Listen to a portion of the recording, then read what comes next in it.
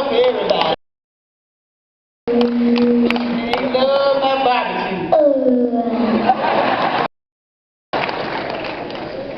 So I'm just telling you, I just thank God. Thank God for the 22 years that He allowed me to spend with me. I know when your children are born, you got to get them back to the Lord. And I prayed and prayed, I'm telling you, for my son. Every time you go out on the road and do shows, I prayed and asked God to keep it covered with a shield of protection all around him. So I stand here today to tell you that he will truly be missed. And I just thank God for allowing me to spend that 22 years with him.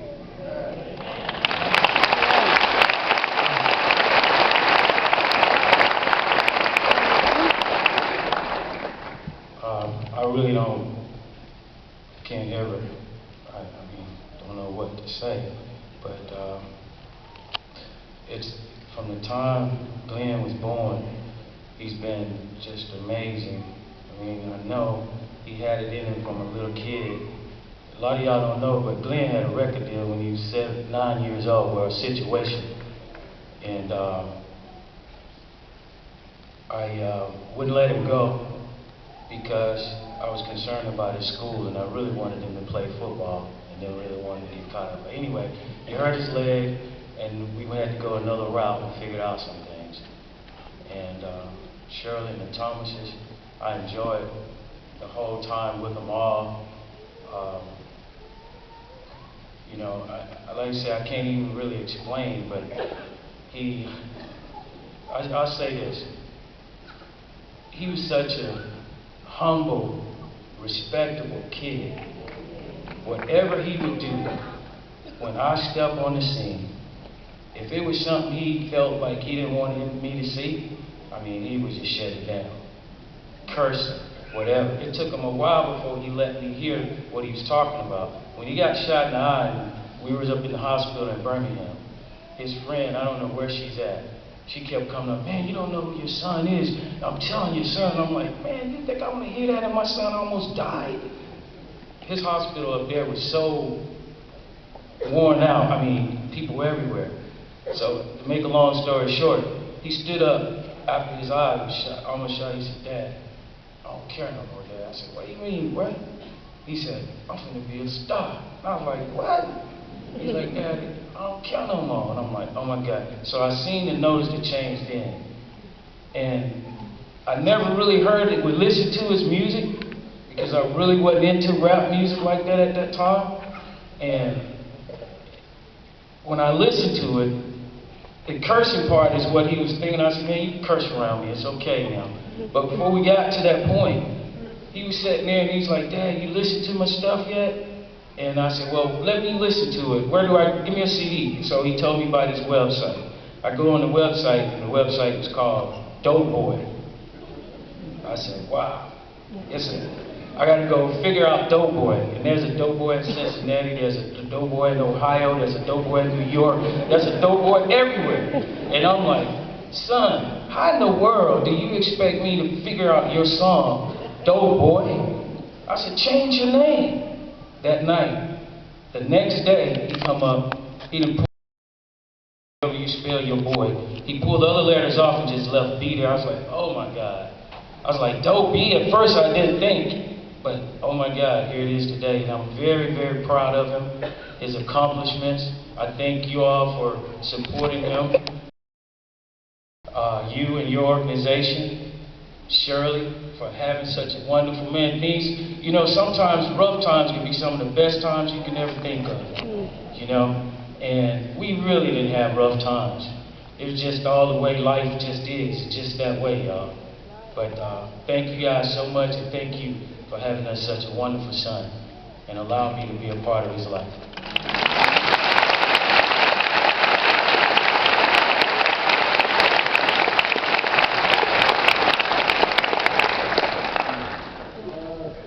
Giving all honor to God, the head of my life, and the head of my nephew's life, to these fine ministers, to all you people who made it possible, to all the celebrities that made it possible for him to be and do what he did for our family, I want to thank you. I want to thank all y'all for coming out and showing the love to him, because he was love. Most of all, what I want to really say is that this was a divine appointment. This is nothing that, out of the ordinary. This is something that God wants all us to see and glean. And instead of using me or my sister or anybody else older than us, they use the younger one, which is Glenn. My sister been through ups and downs, and she really had a hard time raising her children. But I can say to myself, the greatest decision he made and the greatest choice he made was to give his life to God. And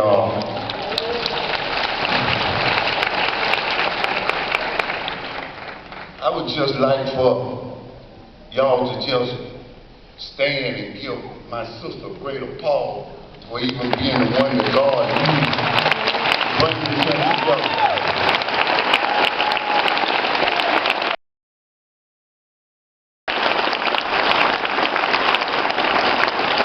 Thank you very much. I love my sister. A lot of them would have parted from their family for what she went through. And I just thank God she stood in there and made it possible. And Glenn, by me being his uncle, I'm Uncle Larry Cho, who he was talking about. And we don't never know, what we doing or how we doing it, and we can hide and do whatever we want. But I don't care what you're doing today. I don't care what you do today. It's not where you come from, it's where you're going. Make good choices. All I'm saying is, whatever you're doing with it, make good choices with it. Treat everybody right. Treat people who you like you want to be treated. Glenn he just wouldn't listen to us. We showed love, but he wouldn't listen to us. He decided to go out and do something for his friends. He loved his friends. He always loved his friends. And he always tried to show love to his friends. And a friend is somebody gonna tell you the truth, regardless how you like it or how you take it. Always remember that. The truth is honesty. Honesty is the foundation of change.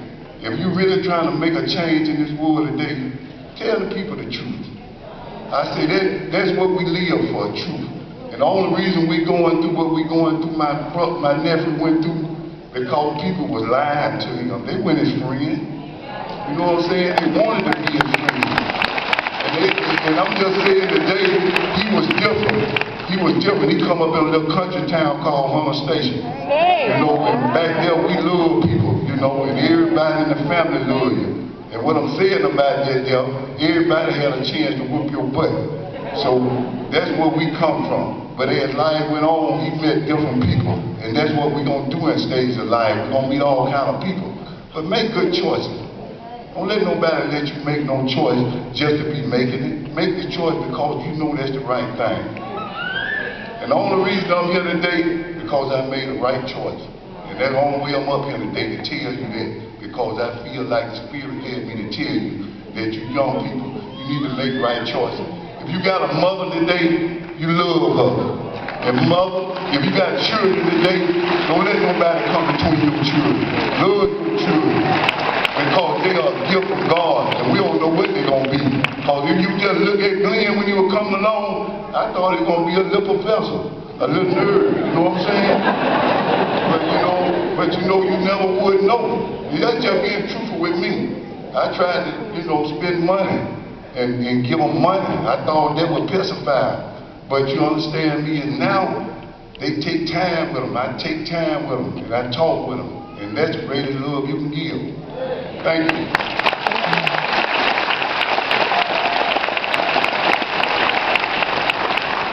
Good afternoon, Reverend Thomas, Reverend Huntley.